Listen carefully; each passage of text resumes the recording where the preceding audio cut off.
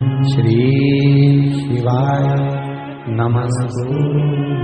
जोड़ने से अच्छा एक काम करो, बस 108 सरसों के फूल उठाओ, शंकर जी का उद्धतेश्वर महादेव का नाम लिखो और छोड़ दो। शिव जी के ऊपर एक एक कर चढ़ा दो, वो ठेका तुम्हें ही मिलेगा, वो काम तुम्हारे पास ही आएगा। बस केवल उद्धतेश्वर अर्थात ये जो क्रम है, ये वो क्रम तो 108 सरसों के फूल का आप कभी भी कर सकते हो, पर जो ये बच्चों के लिए किया जाता है वो केवल बसंत पंचमी के दिन ही होता है। नटराज का, किसका पूजन? नटराज का। क्योंकि वीणा देवी को, सरस्वती को भी अगर कोई स्वर प्रदान करता है, माता सरस्वती को यदि कोई नृत्य प्रदान कर रहा है, माता सरस्वती को यदि कोई वीणा में स्वर प्रदान कर रहा है, माता वीणा वादनी को अगर कोई वीणा सिखा रहा है, माता सरस्वती को नृत्यांगना सिखा रहे हैं, तो वो नटराज भगवान शिव सिखा रहे हैं। शंकर, दुनिया के लोग माता सरस्वती को पकड़ते हैं और सरस्वती शिव नटराज। नाट्य सिखाने वाला ही शंकर। इसलिए कहते हैं विद्याध्ययन करने वाले बच्चों को शिव का स्मरण करना, शंकर का स्मरण करो। जब जब पढ़ने बैठो मन नहीं लगे, कई बच्चों की आदत रहती, किताब लेकर बैठ जाते हैं, लाइन पर इंगली भी रखेंगे, सब ध्यान करेंगे, पर याद भी तो होना चाहिए। याद कैसे हो महाराज? जितनी बार विद्याध्ययन करने बैठे बच्चे, उतनी बार ओम सरस्वती का स्मरण। किसका स्मरण करना है? ओम सरस्वती। ओम का संलेखन लंबा लेवे, आखिरी में सरस्वती पर विराम।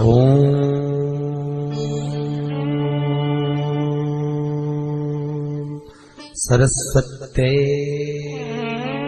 नमः। ओम सरस्वती का स्मरण करिए।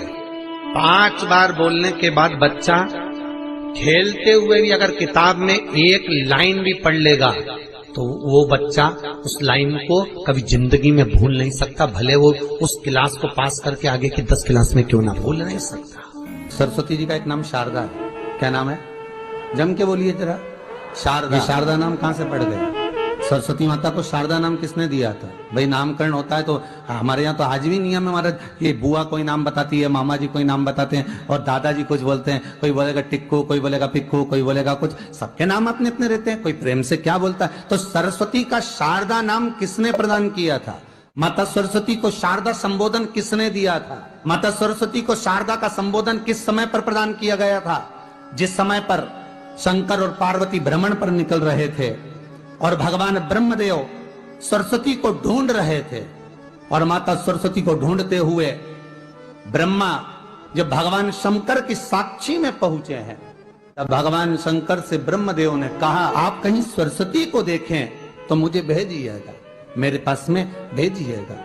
शंकर भगवान ने उसी समय पार्वती से कहा, पार्वती, जैसे एक स्त्री जो पतिव्रता धर्म का पालन करने वाली है, एक नारी पतिव्रता धर्म का पालन करने वाली होती है, पति को परमेश्वर मानने वाली होती है, पति के चरणों का रसतत्व ग्रहण करने वाली होती है, तो वो पर पुरुष का स्मरण नहीं करती।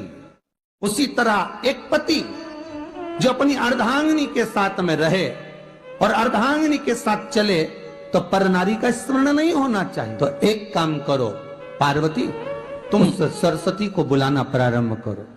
अब पार्वती जी ने कहा, सरस्वती तो मेरी बहन जैसी है, सरस्वती तो मेरी सखी जैसी है, अब मैं उसको अगर बुलाऊं, आवाज दूं, अच्छा नहीं लगेगा। तो माता पार्वती जब ढूंढते ढूंढते ढूंढते ढूंढते शंकर भगवान के साथ में भ्रमण करती करती पहुंची, तो क्या देखती है माता पार्वती कि एक सरोवर के पास में माता सरस्वती बैठकर सरोवर में अपना मुखाग्रविंद देख रही थी। श्वेत वस्त्र था मेरा माँ का और बड़ी सुंदर गले में माला पहन रखी थी माता सरस्वती ने, और एक सरोवर में माता सरस्वती अपने मुख को जब निहार रही हैं, उस दर्पण के भाव में अपने प्रतिबिंब को देख रही हैं, तब उस समय पर माता पार्वती ने कहा, शारदा, सरस्वती को लगा कि मेरा संबोधन ये किसने कहा।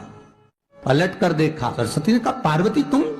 हाँ, मैंने तेरा जो दर्पण में प्रतिबिंब देखा है, तेरा स्वरूप देखा, पर तू इतनी सुंदर है, इतनी सुंदर है, पर तेरा जल में जो स्वरूप देखा ना, वो नीला दिखाई दिया, थोड़ा सा श्याम दिखाई दिया, इसलिए मैंने तुझे शारदा कह दिया। आज भी हमारे मध्य प्रदेश के कटनी और सतना के बीच में महियर में आज भी शारदा भवानी विराजमान है। धार जिले में जाएंगे तो बाग क्षेत्र में माँ बागेश्वरी, माँ शारदा आज भी विराजमान।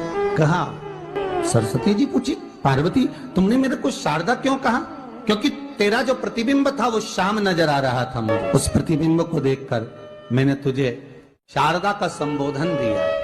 तुम्हें ब्रह्मा जी बुला रहे हैं। सरस्वती ने कहा, पार्वती मैया दीदी, आपने मुझे जो नाम दिया है, जगत के लोग, संसार के लोग मुझे इस नाम से जब पुकारेंगे तो ये शारदा, ये सरस्वती स्वयं उसके कंठ पर, उसके मस्तिष्क पर सदा विराजमान रहेगी, ये शारदा बनकर। इसलिए हमारे स्कूलों में, हमारे काव्य ग्रंथों में, हमारे जो कविगण रात्रि को जो काव्य पाठ करते हैं, कविता का स्मरण करते हैं, वो सरस्वती की वंदना नहीं करते, हे शारदे मां, शारदा की वंदना कर। कभी आपसे कोई पूछ ले कि शारदा नाम पार्वती सरस्वती का कब पड़ा, तो आप बता सकते कि ये माता शारदा नाम कोई सहज नहीं है। मां ढूंढने के लिए जब निकली, ब्रह्मदेव के कहने पर भगवान शिव के साथ भ्रमण करती। नाम का उच्चारण कोई सहज नहीं होता। कोई देखता होगा, दादाजी ने अगर किसी का नाम कुछ रखा है तो कुछ सोच के